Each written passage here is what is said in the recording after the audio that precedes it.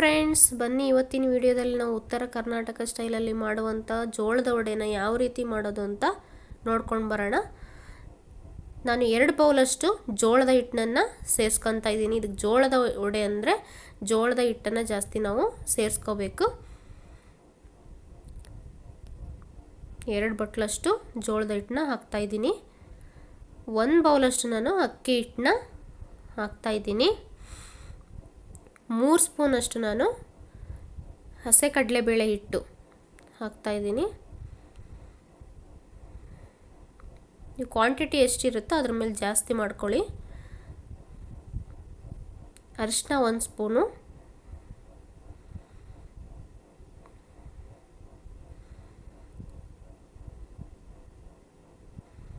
ಉಪ್ಪು ರುಚಿಗೆ ತಕ್ಕಷ್ಟು ಉಪ್ಪನ್ನು ಸೇರಿಸ್ಕೊಳ್ಳಿ.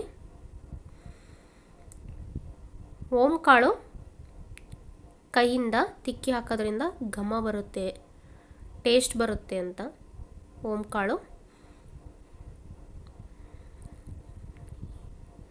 ಸೋಡಾ ಚಿಟಿಕೆಯಷ್ಟು ಅಡುಗೆ ಸೋಡಾನ ಸೇರಿಸೋಣ. ಬನ್ನಿ ಇವಾಗ ಖಾರಕ್ಕೆ ಏನು ಬೇಕು ಅಂತ ನೋಡ್ಕೊಂಡು ಬರೋಣ. ಒಂದು ಸಣ್ಣ ಜಾರ್ ತಗೊಳ್ಳೋಣ. ಒಂದು 8 ರಿಂದ 10 ಬೆಳ್ಳುಳ್ಳಿ ಎಸಳು ಸಿಪ್ಪೆ ಬಿಡಿಸಿಟ್ಕೊಂಡಿರೋದು, ಹಸಿ ಕೊಬ್ಬರಿ, ಮೆಣಸಿನ್ಕಾಯಿ 3 ರಿಂದ 4, ಕೊತ್ತಂಬರಿ, ಕರಿಬೇವು, ರುಚಿಗೆ ತಕ್ಕಷ್ಟು ಉಪ್ಪು.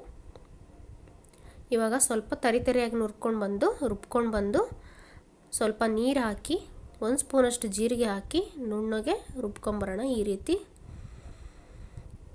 ರುಬ್ಕೊಂಬಂದಿರೋಂಥ ಮಸಾಲಾನ ಹಿಟ್ಟಿಗೆ ಹಾಕಿ ಮೇಲೆ ಸ್ವಲ್ಪ ಚಿಟಿಕೆಯಷ್ಟು ಹಿಂಗೆ ಹಾಕಿ ನೀರು ಹಾಕಿ ಕಲಸೋಣ. ಈ ರೀತಿ ಚಪಾತಿ ಹಿಟ್ಟಿನ ಹದಕ್ಕಿರಬೇಕದು.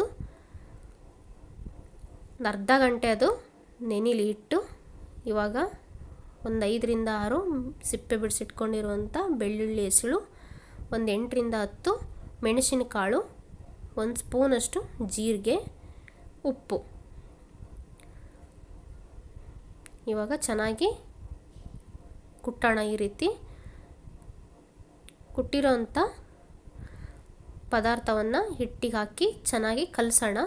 ಮೇಲೆ ಚೆನ್ನಾಗಿ ಬರುತ್ತೆ ಜೋಳದ ವಡೆದು ಅಂತ ಈ ರೀತಿ ನಾವು ಹಾಕೋದು. ಇವಾಗ ಕೈಗೆ ಸ್ವಲ್ಪ ಎಣ್ಣೆ ಹಚ್ಕೊಂಡು ಒಂದು ಅರ್ಧ ಗಂಟೆ ನೆನೆಯಕ್ಕೆ ಬಿಟ್ಟಿದ್ವಲ್ಲ ಹಿಟ್ಟನ್ನ, ಕೈಗೆ ಸ್ವಲ್ಪ ಎಣ್ಣೆ ಹಚ್ಚಿ ಒಂದು ಚಿಕ್ಕ ಪೂರಿ ಉಳ್ಳೆ ಬರುತ್ತಲ್ಲ, ಪೂರೈಗೆ ತಗೊತವಲ್ಲ ಹಿಟ್ಟು ಉಳ್ಳೆ, ಆ ಸೈಜ್ಗಾದರೂ ನಡೆಯುತ್ತೆ ನೋಡಿರಿ. ಈ ರೀತಿ ಕೈಯಿಂದನೇ ತಟ್ಟಬೇಕು. ನಾನು ಎಣ್ಣೆ ಪೇಪರ್ ತಗೊಂಡಿದ್ದೀನಿ, ನೀವು ಬಟರ್ ಪೇಪರ್ ಮೇಲಾದ್ರೂ ಆ ರೀತಿ ತಟ್ಟಿ ಎಣ್ಣೆಯಲ್ಲಿ ಬಿಡಬೇಕು. ಇವಾಗ ಎಣ್ಣೆ ಕಾದಿದೆ ನೋಡಿರಿ.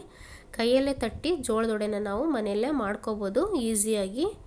ಎಷ್ಟು ಚೆನ್ನಾಗಿ ಉಬ್ಬಿ ಬರ್ತಾಯಿದೆ ನೋಡಿರಿ ಜೋಳದ ವಡೆ. ಇದಕ್ಕೆ ಚಟ್ನಿ ಕಾಂಬಿನೇಷನ್ ಆಗಿ ನಾವು ತಿನ್ಬೋದು. ಮೊಸರು ಚಟ್ನಿ ಬೆಳಗಿನ ತಿಂಡಿಗೆ ಚೆನ್ನಾಗಿರುತ್ತೆ. ಇದು ಉತ್ತರ ಕರ್ನಾಟಕ ಸ್ಟೈಲಲ್ಲಿ ಮಾಡುವಂಥ ಜೋಳದ ವಡೆ, ಪದರವಾಗಿ ಬರುವಂಥ ಜೋಳದ ವಡೆ. ಇನ್ನೂ ನನ್ನ ಚಾನಲ್ನ ಯಾರು ಸಬ್ಸ್ಕ್ರೈಬ್ ಮಾಡಿಲ್ಲ, ಪ್ಲೀಸ್ ಚಾನಲ್ನ ಸಬ್ಸ್ಕ್ರೈಬ್ ಮಾಡಿ, ಸಪೋರ್ಟ್ ಮಾಡಿ. Thanks for watching friends.